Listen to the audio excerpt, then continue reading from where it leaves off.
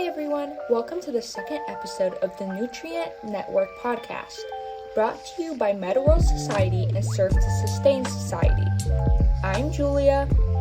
And I'm Rubina. Today, we're diving into a topic that doesn't always get the attention it deserves: malnutrition and the importance of feeding your body with the correct type and amount of nutrients. Wait, so we're talking about nutrients again? I mean, isn't it pretty simple? If you eat enough, you're good to go? Not quite. In fact, nutrient deficiencies tend to be quite complex. They can lead to a range of health issues, some of which don't show up immediately. Over time, these deficiencies impact everything, from energy levels and immune resilience to mental clarity and even long-term development, especially in vulnerable groups like children and the elderly. So, let's start with the basics. We'll look at what micro and macronutrients are and why they're important, and how deficiencies can sneak up on you if you're not careful. Alright, hit me with it. What's the difference between micro and macronutrients? Well, I'm glad you asked. Macronutrients are the nutrients we need in large amounts to keep the body's energy and overall function going. Things like carbohydrates, proteins, and fats. Micronutrients, on the other hand, are the vitamins and minerals our body needs in much smaller amounts. Yet, they're essential for critical processes like immune defense, brain development, and even metabolic function. Micronutrients play a supporting role, but a key to optimal health. Deficiencies in these areas are more common than we think, however. Over 2 billion people worldwide experience at least one form of micronutrient deficiency. So it's like macronutrients are the fuel and the micronutrients are more like the engine? Right. For example, let's talk about iron deficiency. If you're not getting enough iron, a micronutrient, you might develop anemia, which causes fatigue and weakens the body's ability to fight infection. This is particularly concerning for children and pregnant women, where iron deficiency can cause developmental issues and birth complications. And let's also not forget about vitamin D, which supports bone health and immune function. Many people, especially those in northern regions like Canada, are at high risk of deficiency due to limited sunlight. And there's also iodine, which is essential for thyroid function. Iodine deficiencies cause a range of issues, including developmental delays in children and thyroid problems in adults.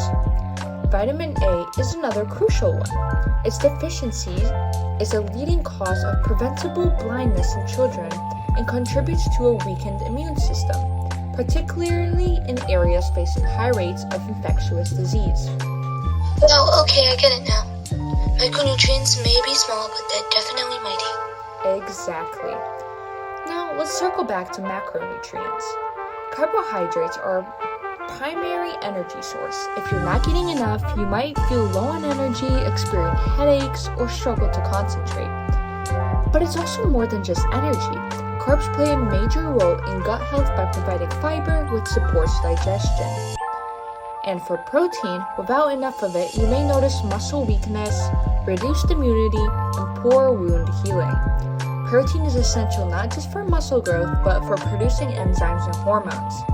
People who consume very little protein are often more susceptible to illness and may take longer to recover from injuries. What about fat? Isn't fat bad? Not necessarily. Fats are essential for energy storage and absorbing fat-soluble vitamins like vitamin A, D, E, and K. A deficiency in dietary fat can lead to dry skin, hair loss, and further vitamin deficiencies. So both micro and macronutrients deficiencies can have some pretty serious effects. Speaking of effects, what does malnutrition actually look like? Malnutrition often manifests in chronic symptoms without a clear cause. Some signs to watch out for are fatigue, dizziness, muscle weakness, brittle hair, and dry, flaky skin. Malnutrition also impacts mental health, contributing to mood swings, memory issues, and even depression. In fact, the Centers for Disease Control and Prevention in 2023 points out that malnutrition often goes unnoticed because its symptoms can be subtle or mistaken for other conditions. So someone could be malnourished without looking visibly unhealthy. So if someone's dealing with some of these symptoms without a clear cause, could malnutrition be behind it? Yes, especially if it's paired with digestive issues like bloating, loss of appetite, or constipation. Immune system issues like frequent infections, slow wound healing, and bone problems can all be a sign of malnutrition. And this can all happen without someone actually looking unhealthy? Yes, malnutrition isn't always visible, and it can affect people in different ways. It's not always just a lack of food, but a lack of right nutrients. And that brings us to the causes of malnutrition. It's not as simple as eat more. For example, poverty can lead to food insecurity, which limits access to healthy foods. Due to this, low-income families often rely on cheaper, energy-rich foods that lack key nutrients. Food insecurity can also come from things like living in food deserts, which are areas where healthy food options are hard to find. Many urban and rural areas have food deserts with few healthy options available. And then there's just a general lack of awareness about balanced diets. And not everyone knows what nutrients they need to stay healthy. It sounds like malnutrition could also affect people who have pre-existing health issues, right? Spot on. Chronic conditions like diabetes or digestive disorders can make it harder for people to absorb nutrients or increase nutrient needs. People living in conflict zones, dealing with displacement, and living through natural resources have an especially high risk since their food production and distribution would likely be disrupted. Also, climate change is another factor. Droughts, floods, and extreme weather can affect food supplies and worsen food insecurity. So who's most at risk? Vulnerable populations, including children under 5 because of their high growth and development needs, and pregnant and breastfeeding women who need extra nutrients to support both themselves and their babies. Let's also not forget the elderly are another high-risk group. Aging can make it difficult or hard to absorb nutrients, and many seniors face social isolation or dietary restrictions, which can make proper nutrient challenging. Low-income families and displaced people, like refugees, are also at high risk because they often don't have reliable access to nutritious food. And children? How does malnutrition affect them? Malnutrition can stunt growth both physically and cognitively. It's actually one of the leading causes of child mortality worldwide. A lack of proper nutrients affects brain development, which can lead to learning difficulties and lower academic performance. Malnourished children are more likely to experience anxiety, irritability, and behavioral problems, impacting their long-term potential. But there's also a behavioral aspect.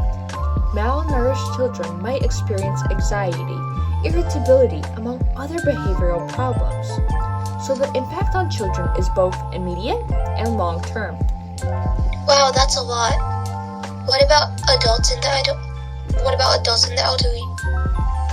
In adults and the elderly, nutrient deficiencies increase the risk of chronic diseases like heart disease, diabetes, and osteoporosis, leading to reduced productivity and higher healthcare costs. For adults, malnutrition exacerbates existing health issues, contributing to social isolation and decreased mobility. And for older adults, malnutrition can worsen existing health issues, leading to social isolation and even reduced mobility. It's a tough cycle. So what's the takeaway? One thing we learned from today's episode on malnutrition is that it's not just about hunger. It's a more complex issue than most people realize. Malnutrition is about making sure everyone, especially vulnerable populations, have access to a balanced diet with the right nutrients. That's why understanding and addressing micro and macronutrient deficiencies is so important. It's about health, quality of life, and even social stability. So next time you're thinking about skipping all those veggies, remember, nutrients are doing a lot more behind the scenes than we think. Alright, that's enough from us. Thanks for joining on this deep dive into nutrients and deficiencies. We hope you learned something new today. And don't forget to subscribe and tune in next time for more insights from Nutrient Network. Take care and remember to stay nourished.